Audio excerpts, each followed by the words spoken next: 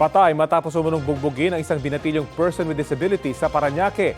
Ang mga sangkot pareho niyang menor de edad. Balitang hatid ni Gabriel Gonzalez. Patay sa pambubugbog ang 14 anyos na lalaki sa barangay BF Homes, Parañaque noong Biyernes. Ang menor de edad na biktima, isang person with disability. Ang mga nambugbog umano sa kanya, 6 na menor de edad din.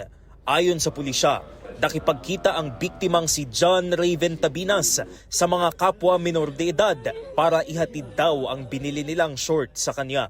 Bale, after nung naibigay na nila yung shorts, pag-akyat nung victim natin doon sa footbridge, doon na pinagsusuntok na siya. Nakatakbo pa raw ang biktima sa istasyon ng pulisya, pero sumusuka na raw siya ng dugo noon, kaya isinugod siya sa pagamutan.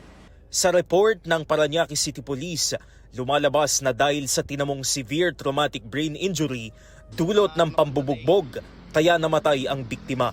Nung nai-report sa atin, nag-conduct na tayo ng follow-up.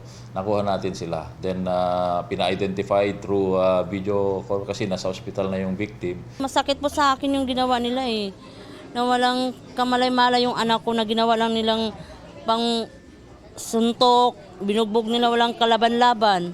Hindi na nakuna ng pahayag ang 6 na menor de edad na nasa kustodiya na ng City Social Welfare and Development Office. Inirefer na rin sa Parañaque City Prosecutor's Office ang reklamong murder na isinampa laban sa kanila. Patuloy na inaalam ang motibo sa krimen. Gabriel Gonzalez, nagbabalita para sa GMA News.